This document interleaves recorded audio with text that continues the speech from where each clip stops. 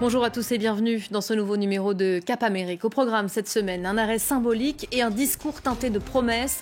Joe Biden était à Tulsa en début de semaine à l'occasion du centenaire de ce massacre raciste qui avait fait 300 morts. Bientôt un premier voyage à l'étranger pour Kamala Harris. La vice-présidente américaine est attendue au Mexique pour parler immigration, étapes et dossiers ultra sensibles. Et puis les catcheurs de retour sur le ring au Mexique. L'Arena de Mexico a accueilli son premier match depuis des mois. Un événement dans ce pays où la lutte est une véritable religion, vous verrez. C'est un déplacement historique, hautement symbolique, qui a donc eu lieu en début de semaine en Oklahoma. Un siècle après le drame de Tulsa, Joe Biden s'est recueilli sur le site du pire massacre raciste de l'histoire américaine. Il est à ce jour le seul président en exercice à s'être rendu sur ces terres du Sud où les stigmates de la ségrégation de l'époque sont encore visibles. Cette étape était aussi l'occasion d'un discours teinté de promesses. Coralie Henel. Le massacre s'est produit il y a 100 ans. Et pourtant, Joe Biden est le premier président à le commémorer. Le 31 mai 1921, une foule d'Américains blancs saccage le quartier de Greenwood à Tulsa, tuant jusqu'à 300 personnes noires. Un pan de l'histoire, trop longtemps ignoré selon le président. We do ourselves no favors by pretending none of this ever happened. Or it doesn't impact us today because it does still impact us today. I come here to help fill the silence. Because in silence, wounds deepen. Joe Biden s'est entretenu avec 3 survivants. Enfants au moment du massacre, il demande une compensation financière pour les victimes. Une idée soutenue bien au-delà de la ville de Tulsa. Dans l'assistance, certains comme cet homme ont fait plus de 1500 km pour participer à l'hommage.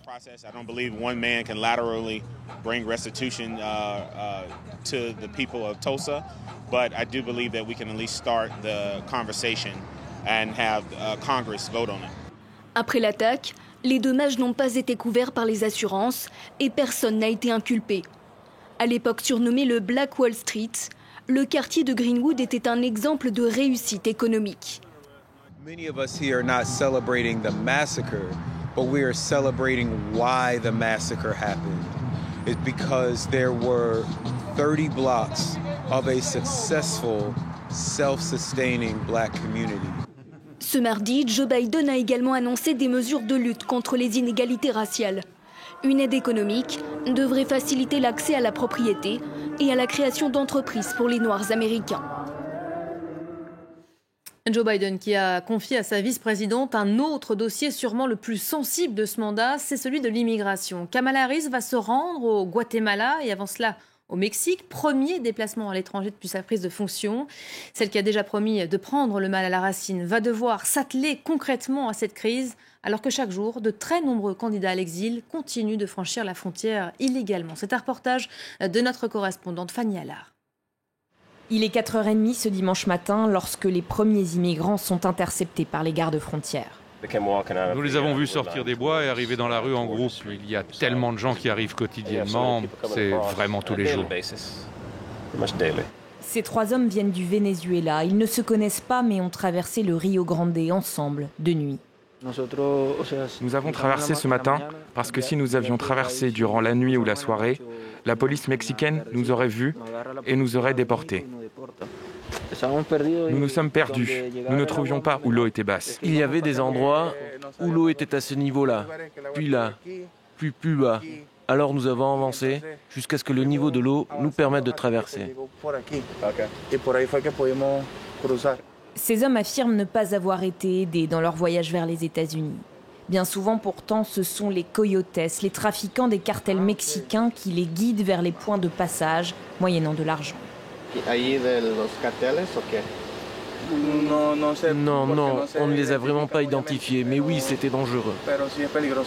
La police aux frontières arrive sur les lieux et prend le relais. Elle emmène les 3 hommes pour examiner leur cas. Cette scène est loin d'être inhabituelle. Dans ce petit comté de 50 000 habitants, les interpellations ont été multipliées par 5 depuis l'année dernière. À peine quelques kilomètres plus loin, nous rencontrons une famille qui semble perdue. Et de l'autre côté du chemin, un groupe arrive à son tour. Ils ne se cachent pas et souhaitent être arrêtés par les autorités pour mener à bien leur demande d'asile. Ces hommes et ces femmes de toutes les générations sont vénézuéliens eux aussi. Ces 10 derniers jours, 7000 personnes ont été interceptées à Del Rio, 1400 venaient du Venezuela, ce pays d'Amérique latine miné par une crise politique et économique. La situation est vraiment dramatique en raison de la politique de cette gauche qui mine non seulement le Venezuela, mais aussi tous les autres pays d'Amérique du Sud. Ça fait au moins 20 ans qu'on est affecté.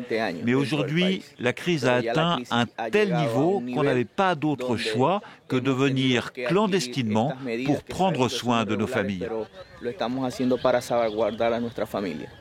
En arrivant à la Maison-Blanche, Joe Biden a tout de suite levé la mesure appelée « Rester au Mexique » instaurée par son prédécesseur. Mesure qui obligeait les demandeurs d'asile à attendre au Mexique le traitement de leur dossier.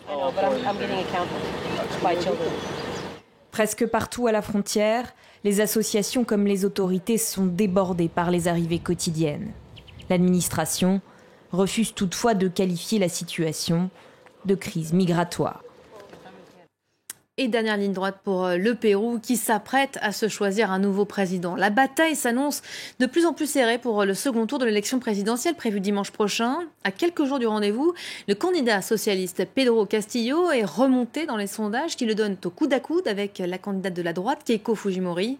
Leurs partisans ne s'épargnent, vous allez le voir, aucun coup. C'est un reportage de Thomas Nicolo.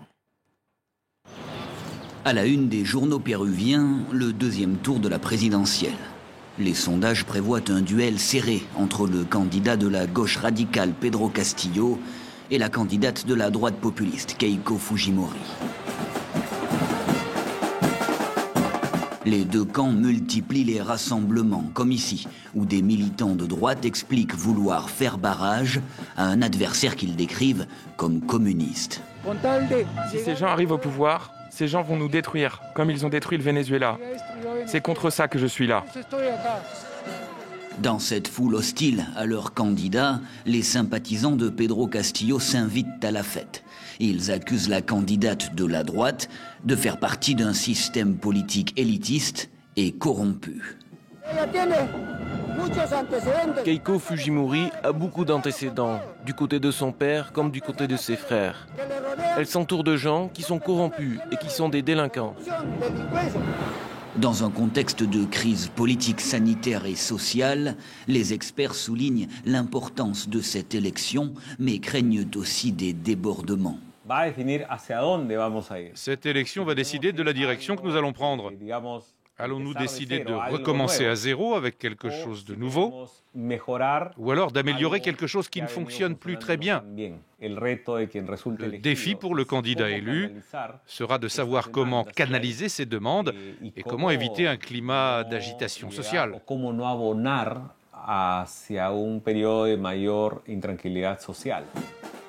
Les Péruviens sont appelés à voter le dimanche 6 juin. L'Amérique latine tout entière aura les yeux rivés sur les résultats. Le Pérou, toujours endeuillé par le coronavirus, c'est notre chiffre de la semaine. 180 764 Péruviens sont morts du Covid, un chiffre tout juste réévalué ce lundi et multiplié par 3. On parlait jusque-là de 69 000 décès. Le gouvernement a décidé de changer la méthode de comptabilisation sur recommandation d'un conseil technique qui estimait justement les derniers décomptes sous-évalués. Sur le continent, il y a un autre pays lourdement endeuillé par le Covid, c'est le Brésil. Conditions sanitaires toujours extrêmement difficiles là-bas, ce qui n'empêche pas les autorités d'accueillir prochainement la Copa América, un grand tournoi de football censé débuter le 13 juin prochain. D'autres pays ont pourtant refusé de maintenir la compétition, la Colombie, l'Argentine, ce qui vaut à Brasilia l'incompréhension et des critiques. 5 gouverneurs ont d'ailleurs refusé d'accueillir les matchs dans leurs propres États. Et puis une autre discipline, cette fois au Mexique, la lutte libre, le sport dont les Mexicains étaient privés, crise du Covid oblige. Les matchs ont repris dans la salle mythique de l'Arena à Mexico. Peu de spectateurs sont autorisés à y assister afin de respecter les fameuses règles sanitaires. Mais la joie, vous allez le voir, était visible au sein du public. Inès Solagaray.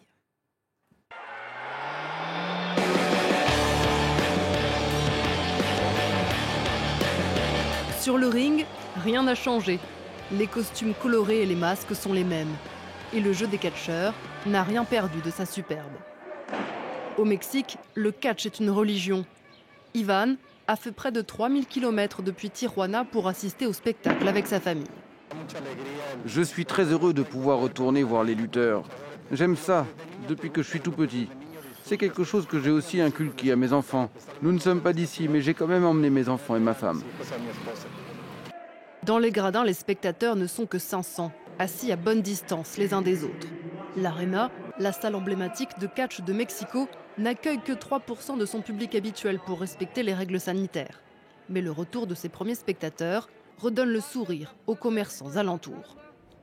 Cet endroit date d'il y a plusieurs générations. J'adore la lutte et je suis content que ça ait repris.